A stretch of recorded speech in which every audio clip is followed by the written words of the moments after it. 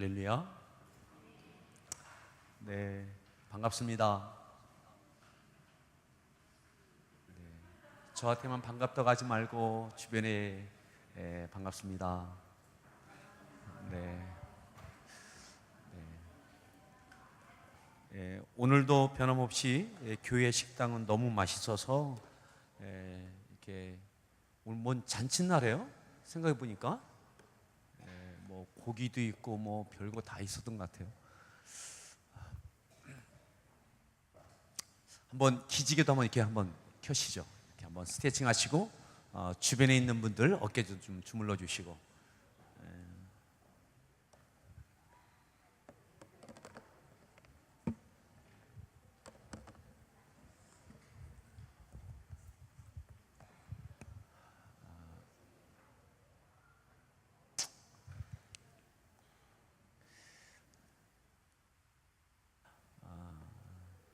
아마 우리가 자랑선 침례교회를 금년 상반기에 계속 공부하고 있는데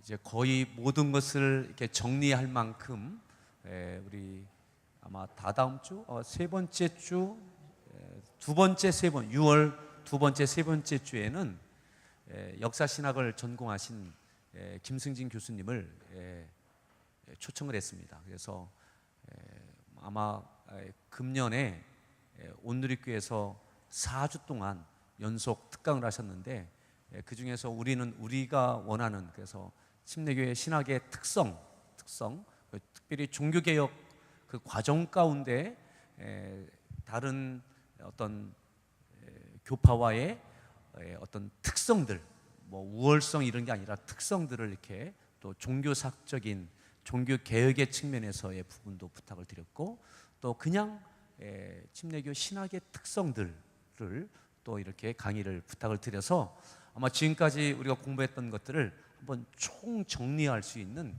귀한 시간이 되리라고 생각합니다. 하지만 오늘부터 한 3주 동안은 침례교회의 8명의 대표적인 인물들, 우리의 믿음의 선배되는 인물들을 우리가 공부하도록 그렇게 하겠습니다. 뭐 지금부터 공부하는 내용은 김승진 교수님이 강의할 내용이 아니기 때문에 잘 들으셔야 되고 잘 나누셔야 됩니다. 오늘 새 인물인데 72페이지부터 나와 있는 특별히 미국 초기 위대한 민주주의자였던 로저 윌리엄스 그리고 철로 역정의 저자인 존 버년 그리고 선교의 아버지라고 일컬어지는 윌리엄 캐리 이 세 인물을 어떻게 이 시간에 다 할 수 있겠습니까? 하지만 해보겠습니다. 해보겠고 또 여러분들 나누는 시간에도 나누시고 그리고 이분들에 대해서는 구체적인 내용들은 여러분들이 좀 노력을 하십시오. 노력을 하셔서 지금 자료들을 구체적으로 찾아보시고 이런 분이 이런 분이었구나 이렇게 스스로 찾아가는 노력하는 이렇게 공부가 있으면 아마 훨씬 좋지 않겠나 생각되어집니다. 여러분들 철로 역정의 저자 존 버년 들어보셨을 거고 아마 윌리엄 캐리도 들어본 것 같다 이럴 것 같은데 도대체 로저 윌리엄스는 도대체 누군가? 로저 윌리엄스 이 로저 윌리엄스는 영국에서 태어난 분입니다. 영국에서 출생했고 영국에서 캠브리지 대학을 졸업까지 했습니다. 그리고 미국으로 이주해 와서 믿음 생활하면서 그는 신학을 하고 나중에 침례교 목사가 되어집니다. 근데 여기서부터가 중요합니다. 여기서부터 중요한데 이 로저 윌리엄스가 성경을 통해서 만났던 주님 그 성경의 가르침 이것이 그의 믿음이 되어졌을 때에 당시가 로저 윌리엄스가 미국의 침례교 목사로 있을 때가 영국의 식민지 하에 미국이 있을 때였습니다. 영국의 식민지 하에 여전히 있을 때였습니다. 로저 윌리엄스가 어디서 태어났다고 그랬죠? 영국. 대학을 어디서 나왔다고요? 영국에서요. 캠브리지 대학을 나왔어요. 그 나중에 신학을 하고 미국에서 목사가 됐어요. 그런데 여전히 영국의 식민지 하에 있어요. 그러니까 로저 윌리엄스의 태생이 갖고 있는 떨쳐버릴 수 없는 갈등이 있었습니다. 그게 뭐냐면, 나는 어느 나라 사람이에요? 로저 윌리엄스가 영국 사람이에요. 미국에 와서 미국의 목사가 됐어요. 영국이 미국을 지배할 식민 지하에 있어요. 그렇다면 로저 윌리엄스가 어느 나라에 대한 애국하는 마음이 있겠습니까? 어느 나라의 영향을 더 받겠습니까? 그죠? 그러니까 로저 윌리엄스가 태어나고 공부하고 목사가 되고, 그리고 그가 살아가는 또 믿음 생활하는, 사역하는 그 현장은 이렇게 구조적으로 긴장되고, 그러니까 미국에서 살기 때문에 일방적으로 영국의 정책을 따라주고, 영국이 원하는 대로 이 미국에 있는 이 성도들을 이끌어가면 미국 사람들이 그럴 것 같고, 미국의 편에 들면 영국의 이 고국의 배신자가 같기도 하고, 막 이런 거죠. 여전히 영국은 미국을 간섭하고 경제, 또 정치, 또 신앙까지 깊게 관여하고 있을 때였습니다. 이 구조적인 긴장과 갈등된 상황에서 로저 윌리엄스가 사명을 하고 믿음 생활하고 살아갔던 것이죠. 그런 거 생각하면, 여러분, 오늘 이 시대에 어렵다고 하지만 이만하면 살만한 겁니다. 그죠? 로저 윌리엄스는 그 태생적인 그 가운데 그가 살게 되고 믿음 생활하고 목사가 되고 한 거예요. 그런데 로저 윌리엄스가 주장했던 것이 뭐냐? 그가 목사가 되고 성경을 하고 믿음이 갖고 이러면서 했던 것이 뭐냐면, 여러분, 종교의 자유입니다. 정치와 종교가 분리되어야 된다. 영국 정치, 미국 교회에 간섭하지 마라. 신정정치, 소위 말해서 신정정치를 부인하고 거부합니다. 그러니까 영국의 편에서는 저 로저 윌리엄스가 매국노처럼 보여지기도 하고요. 뭐 그런 거죠. 그런 거예요. 그런데 그것을 주장했어요. 그리고 종교의 독립성, 자유, 그리고 모든 사람은 존중받아야 된다. 그래서 이 로저 윌리엄스는 인디언들과, 당시에 미국에 있는 그 인디언들과 잘 지냈습니다. 그래서 그들을 박해하지 말라고, 죽이지 말라고, 그들이 거주할 자유, 살아갈 자유, 이것을 보장해 주라고. 그럼 미국 사람들이 생각할 때도 미국 개척 시대에 미국이 더 부강하기 위해서는 인디언들을 여전히 제거하고 누르고 이래야 되거든요. 그런데 로저 윌리엄스는 인디언들 건들지 말라고, 이걸 주장했던 사람이에요. 하나님의 사람들, 하나님께서 생명을 주신 모든 인간은 다 존귀한 존재다. 나중에는요, 우리 여기 교재에 나와 있지만, 로저 윌리엄스는 식민지 법에, 영국 식민지 법에 저촉이 되어져서 사형 선고를 받습니다. 범법자가 돼요. 그가 본 성경, 내가 믿는 성경을 그대로 믿고 선포하고 주장하고 살아낼 때에 그는 영국 식민지법에 저촉된 범법자가 돼서, 그러니까 사형 선고를 받을 만큼이니까는 영국에서 볼 때도, 미국 사람이 볼 때도 그렇게 환영받는 사람이 아니었어요. 근데 그걸 다 감수한 겁니다. 그리고 사형 선고를 받습니다. 사형당하진 않죠. 그래서 매세추주에 살았는데, 나중에 거기서 추방당하는 것을 받아들이면 살려주겠다. 그래서 거기서 추방당하면서 목숨을 유지합니다. 그래서 간 곳이 로드 아일랜드입니다. 로드 아일랜드에 가서 나중에는요, 그 주의 로드 아일랜드에 총독이 되어집니다. 목사이며 총독이 되고요. 그리고 여기 여러분들 다 책에 나오는 겁니다. 지금부터는 다 책에 나오는 겁니다. 로드 아일랜드의 총독이 되어져서 거기서 법을 만드는데, 그 법이 우리가 알고 있는 미국의 최초의 헌법, 그 헌법의 초안이 되는 토마스 제퍼슨이 만들었던 그 미국의 헌법의 자유, 이것에 대한 초안이 되는 것이 바로 이 로드 아일랜드의 주법입니다. 그러니까 미국의 헌법에 기초를 놓았던 사람이 바로 이 로저 윌리엄스입니다. 여기까지는 그가 치러냈던,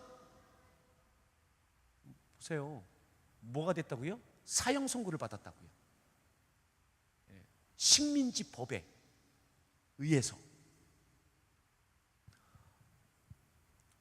뭐 여기에 피비 나는 박해의 가르침이라는 책을 통해서도 이 대가를 치르지 않는 자유가 있느냐, 박해를 통해서 박해를 받는 것 가운데 분명한 가르침이 있고 교훈이 있고 열매가 있다, 이것을 몸으로 보여주었던, 삶으로 보내주었던 사람이 바로 이 로저 윌리엄스 목사입니다. 침례교 목사입니다.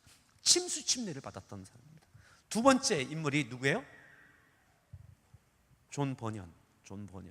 철로 역정을 썼던 이분도 마찬가지예요. 이분은 영국 침례교, 특수 침례교 분이었죠. 침수 침례를 받고 영국 베드포드 침례교회의 교인이 되었고, 또 유아 세례를 태어난 지 2일 만에 부모님의 믿음으로 유아 세례를 받았지만 25세의 믿음으로 고백하고 믿는 자의 침례를 다시 받았어요.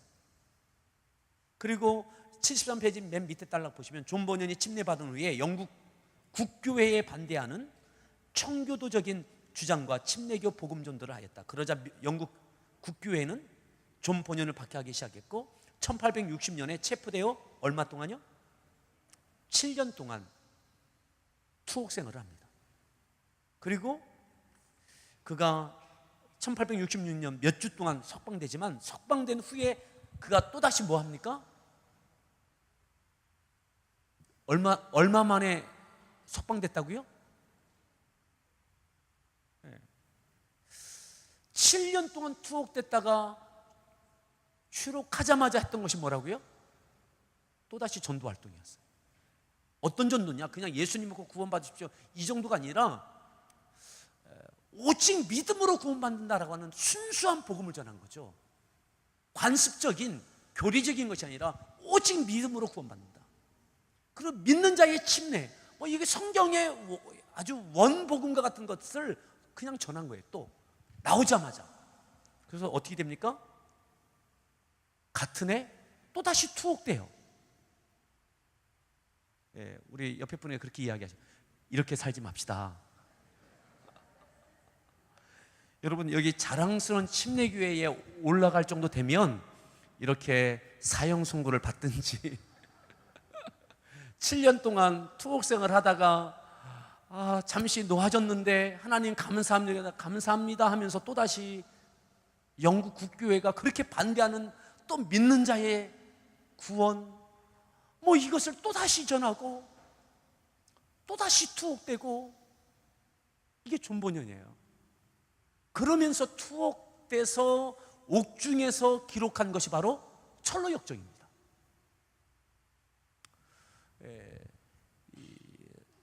이 영어권에서는 성경 다음으로 가장 많이 읽힌 책이 철로 역정이에요. 영어권에서는 성경 다음으로 가장 많이 읽힌 책이 바로 철로 역정이에요. 근데 우리들은 영어권이 아니어서 안 읽었죠. 요즘 더 많이 읽고 또 이 철로 역정의 그 깊이를 체험할 수 있는 것들이 많이 만들어지고 있습니다. 우리나라 초기에 우리 한국 미국에도 이 철로 역정은 큰 영향을 주었습니다. 제가 강조하고 싶은 것은 이겁니다. 철로 역정의 그 내용들을 여러분들이 보시면 되고, 이것은 삶으로 말해주는 거예요. 삶으로. 신앙생활은 뭐냐? 증명해내는 겁니다. 입이 아니라, 논리가 아니라 내가 견디어내고 감당해내고 치루어내는 겁니다. 아멘. 예. 로저 윌리엄스도 또 존 보년도 그냥 앉아서 철로 역정을 쓴 게 아니에요. 이 과정 속에서 나온 게 철로 역정인 겁니다. 그러니까는 문학적인 깊이, 어떤 서술하는 이런 어떤 기교, 이것이 위대한 게 아니라 존 본연이 이렇게 살아내면서, 치러내면서, 견디어내면서 썼기 때문에 이 철로 역정이 인정을 받는 거죠. 인정을 받는 거예요. 그의 삶과 믿음과 이 작품이 하나인 거예요. 하나인 거예요. 우리나라에도 이 존 본연의 철로 역정을 갖고 너무나 은혜 받아서, 초기에 제가 기억이 안 나는데, 초기에 우리 한국의 목사님들 가운데서도 이것을 갖고 이 철로 역정 비슷한 작품을 쓴 분이 계실 만큼 그랬습니다. 자, 그 다음에 세 번째 인물이 누구예요? 윌리엄 캐리. 이분도요, 영국 침례교인입니다. 22세 때 1783년 영국 특수 침례교회에서 침술의 침례를 받았고, 1785년 침례교회에서 목회를 시작했습니다. 그리고 1793년 인도에 도착해서 선교하기 시작했습니다.